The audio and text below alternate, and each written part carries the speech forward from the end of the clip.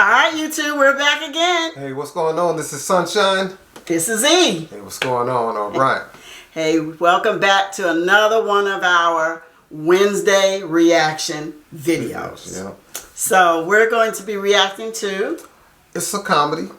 Okay. And just a little thing about me and comedy. I'm a comedy head. I listen to a lot of, actually when we travel, we listen to a lot of comedy. We'll put it on, we'll drive 3 or 4 hours. So a lot of stuff, sometimes you'll see me reacting to a video and, I'm kind of really concentrating on some of the things. We've actually went to some live shows and we actually heard 90% of the show before we...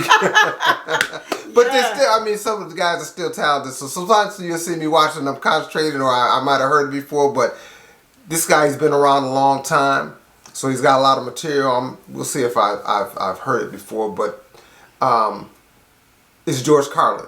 George Carlin looks like human behavior. Human behavior. That's a good one because I'm a real big, student of human behavior. I always watch people and I come there, hey, you see that person doing that? See that? So I'm a big fan of human behavior. So we'll see what he's talking about. And you ready? Let's go. Ready. Let's you ready? Yeah, let's do it. All right, let's go. But before we get started, why don't you hit that subscribe button? Thanks. Here we go.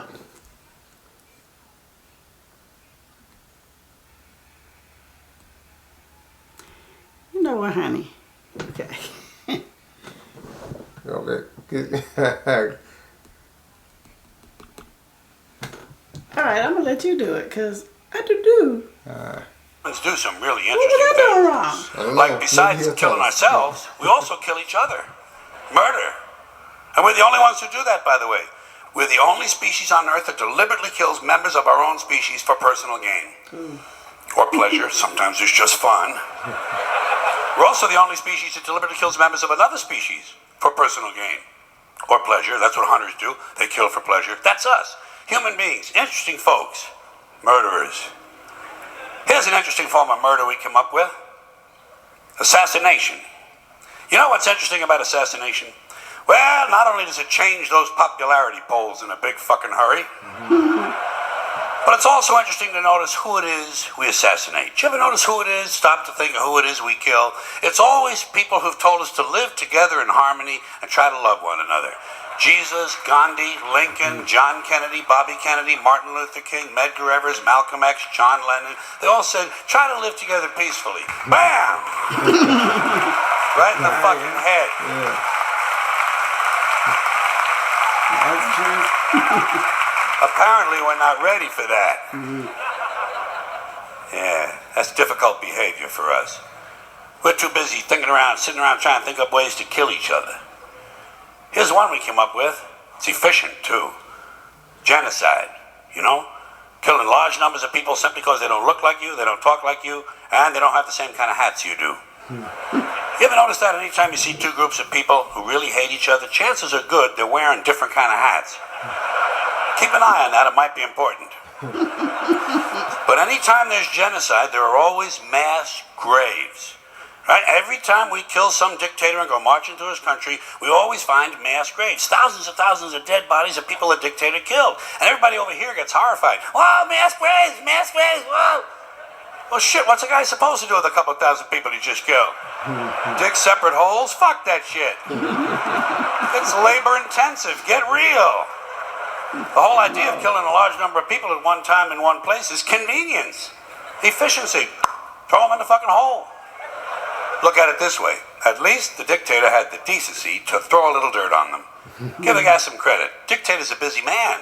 Got a lot on his mind. Like trying to figure out who's planning to kill him. So he can pick them up, put them in prison, and torture them. Here's another one of our interesting, heartwarming behaviors we came up with. Somewhere along the way, torturing each other. You want to hear a really cool torture that the Romans invented? They also used it as a form of capital punishment. It's really creative. They would take the guy in question, stuff him in a burlap sack, seal the sack up real tight, and throw it in the river. But, and here's the creative part, inside the sack with the guy, they would put a dog, a monkey, and a snake. Okay?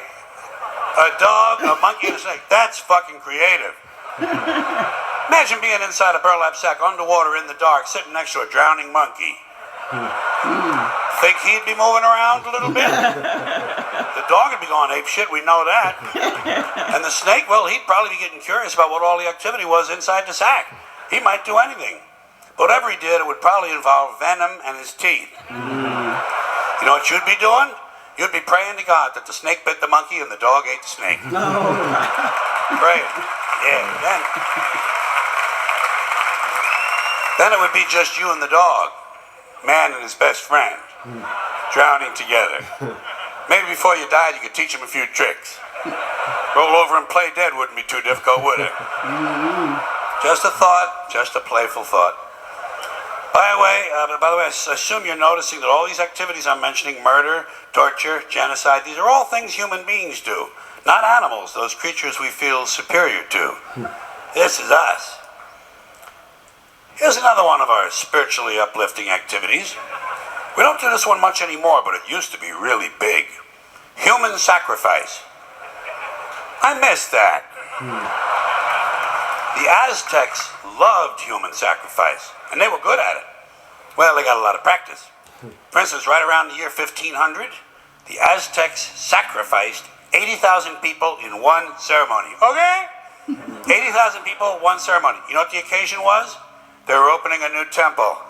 Wow. Nothing like religion for a little entertainment, huh? Especially that old-time religion. Now how the Aztecs went about their sacrificing? Here's how they did it. They would do it right out in public, right in front of everybody, big town, beautiful city square, 20, 30,000 people looking on. They would take the guy, lay him on an altar, cut his chest open, pull his heart out, and hold it up in the air while it was still beating. Got that? Cut his chest open, pull his heart out, and hold it up in the air while it was still beating.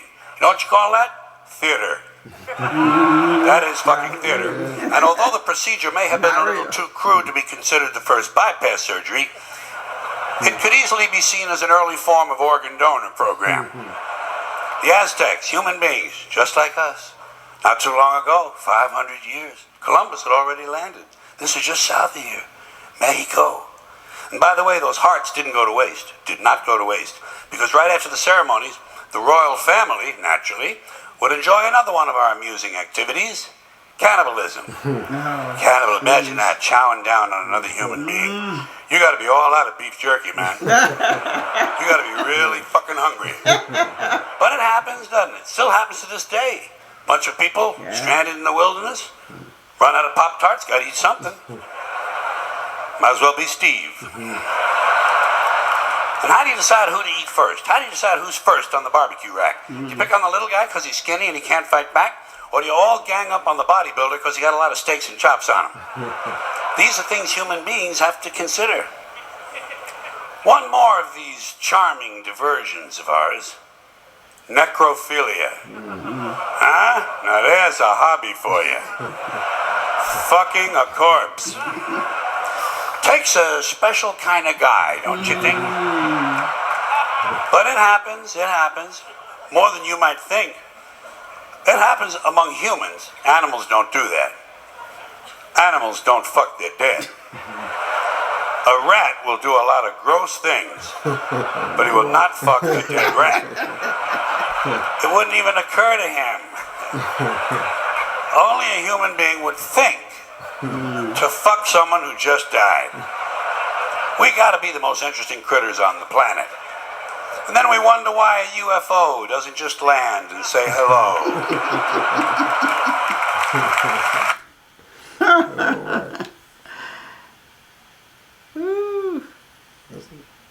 Right there. Yeah. I'm saying it's something new now. But Okay. say what you want about America, land of the free. Okay, I can't get that. I All think right, honey. it was good. You just We live in. we'll just pause it there. That's cool. All right, let's go. They don't like me. I don't know. Hey, that's cool. It's all right. Oh, but so what'd you think? I thought it was pretty cool. I like George Carlin. I like him too. See, he's old school. You know, he's not for the zingers. He's like setting up. He does, stuff that makes you go, oh yeah, that's right. You know, Makes you true think. things. And then he sets them up, and then he gives the big boom. See, and that's a lot of old time comedians used to do. you might not get a laugh every 2 seconds. It's a setup, and what I like is a lot of times the actual punchline you don't see is coming. A lot of new comedians, they have a lot of funny stuff and things, but sometimes you can see it coming. You know what's coming. Right. It's just the delivery is funny, so you laugh. Yeah. And so that's one thing I like about Jordan. He's real old school and he's got that style of, the setup and the storyline and bring the truth and make you think about it. So I like him. He's a pretty decent comic, and so I like listening to his comedy. His acts. I haven't heard a whole lot of his. I mean, there was only one in particular, and it was a virus thing, but that was hilarious. I just he's really like a comic genius or a comic king, because if you listen to a lot of popular young and old popular comedians, his name comes up constantly. So, and it's weird because he's, I guess, so old school, and there's so many comedians either that's been around or those that's just going through the internet, and that no one really goes back and listens to a lot of stuff. But a lot of the big people that are considered top comedians from way back to the past to the present, his name comes up. When you talk about top 5 or top 10, his name comes up. So he's a king when it comes to comedy. So he can get a lot of credit. He's a very skillful comedian. So I really like his stuff. It makes you think. Well, that's it for our Wednesday reaction video. All right. So take a look at his video as well and tell us what you like, and tell us what you think of our reaction. We're getting some of those. Oh yeah, it's cool because I'm just a different kind of guy when it comes to a lot of things. I have a big gray area where I don't flip out negatively or positive. I kind of roll in the middle. So things that I enjoy, people might not think I'm enjoying, but I'm really getting into it. And so, and then at the end, I'm like, oh, that's nice. I'm just laid back with a lot of things. I go to comedy clubs and I sit there and I might get oh yeah, that's funny, maybe 4 or 5 times as far as outwardly, but inside, I'm just saying that's just me. But because I'm a comedian, I crack jokes and stuff all the time. So it's just when I hear it, you get me, I'm all on the floor. Yeah, so she's that kind of. It was just a comics dream. I love that lady. Put her on the payroll. Take her with me. That's the kind. You got those kind of see. They'll just roll and they love that, which is good. But I love comedy. That's been my thing for years. I was a big time Richard Pryor fan, and so I used to stay up. Ask my mom, could I stay up and watch him on a talk show and things. Who is that? Richard Pryor. Richard Pryor. And see, there's a big difference between a lot of the older comedians. It's such a craft to them that when they do interviews, they don't go into that comedy acting. They're like, they go and they really share things about themselves. Right. We see a lot of comics now, when they get on interview, any opportunity they get, it's like they're doing a show, which is fine. They're funny. A lot of them are naturally funny, but sometimes you don't really get to know who they're really about unless some scandal comes up and they're in it. So that's what I kind of like about the old school actors. They put it all on stage, and then they come back and relax and do it again later on. So make sure you like and subscribe. You subscribe and hit the notification button so those videos will drop soon as you'll get them soon as we drop them. So and comment. Comment. Tell us who you'd like for us to react to. There's a lot of comics out there. We like listening to them. Like I said. Fortunately for me, I haven't heard this one from him, but a lot of the comedy stuff, we've heard a lot of them because we listen to a lot of comedy on the road. That's why we're reacting to a lot of them. So, all right. So, I guess that's it. So, we'll see you next time. And this is, Sunshine and E. Sunshine and E. Take care. Thank you.